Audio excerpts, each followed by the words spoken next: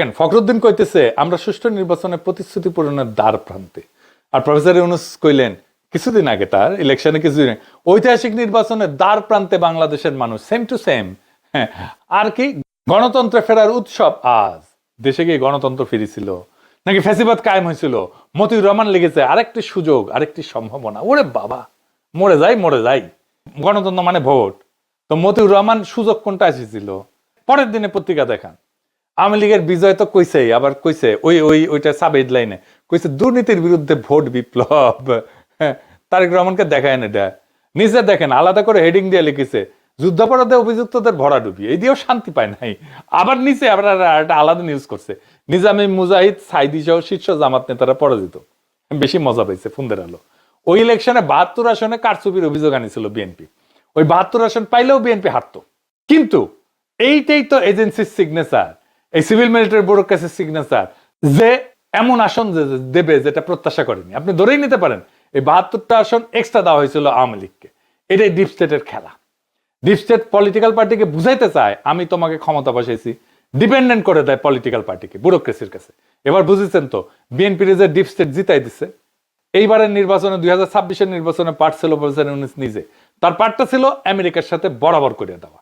কেন আমেরিকাকে দরকার? কারণ ডিপ স্টেট একা ক্ষমতা ধরে রাখতে পারে না, তাদের দরকার আন্তর্জাতিক সমর্থন, যেহেতু জনগণ তাকে সমর্থন দেয়নি। তাই বাংলাদেশের ক্ষমতার খেলায় সবসময় একটা পরাশক্তি থাকে। তো প্রফেসর ইউনূস এটা করছে এই খলিলুর রহমানকে দিয়া, আমেরিকার সাথে বাণিজ্য চুক্তি দিয়া। তো খলিলুর রহমানকে আমি প্রশ্ন ছুড়ে দিছিলাম যে আপনারা কেন ইলেকশনে 72 ঘন্টা আগে আমেরিকার সাথে চুক্তি করলেন? উনি সংবাদ সম্মেলনে বলছেন যে চুক্তির ব্যাপারে জামাত আর বিএনপির সাথে আলাপ করে নিচ্ছেন, ওনাদের সম্মতিতে এই চুক্তি হয়েছে। জামাতের আমির পরিষ্কারভাবে অস্বীকার করছেন যে এই চুক্তি নিয়ে তাদের সঙ্গে অন্তত প্রফেসর ইউনূস সরকারের কোনো আলাপ করে নাই। এই মিছা কথাটা খলিলুর রহমান কেন কইল? প্রফেসর ইউনূসের শাসনে বাংলাদেশ পুরোপুরি আমেরিকার বলয়ে ঢুকে গেছে, আর এইটার কারিগর খলিলুর রহমান নিজে। এই ঝুঁকে যাওয়ায় প্রফেসর ইউনূসের সম্মতি থাকুক আর না থাকুক, বাস্তবতা হইতেছে বাংলাদেশ বিপজ্জনকভাবে আমেরিকার কোলে গিয়ে উঠছে। ইরানের বিরুদ্ধে ঠিক আমেরিকার ভাষায় বিবৃতি দিয়ে আমার কথাটাই প্রতিষ্ঠা করছে বিএনপি সরকার।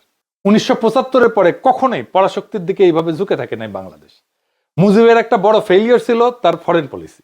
সোভিয়েত ঘেঁষা পররাষ্ট্রনীতি তাকে সারা দুনিয়া থেকে বিচ্ছিন্ন করে দিছিল। চীনের স্বীকৃতি পায় বাংলাদেশে মুজিব জয় বাংলা হয়ে যাওয়ার পরে। চীন বাংলাদেশের জাতিসংঘের সদস্যপদ 1972-এ 1974 পর্যন্ত 2বার ভেটো দিয়ে ঠেকাইছিল, 2বার। আওয়ামী লীগ নিজেই দাবি করে কিউবার পাটের বস্তা পাঠানোর কারণে আমেরিকা খাদ্য সাহায্য দেয় না, এই জন্য 1974-এর দুর্ভিক্ষ হয়। এমনকি মুজিবের মৃত্যুর জন্য আমেরিকাকে দায়ী করে। এই ঠিক এইরকম একটা বিপজ্জনক পররাষ্ট্রনীতি নিচ্ছে এইবার বিএনপি। সারা দুনিয়াকে শত্রু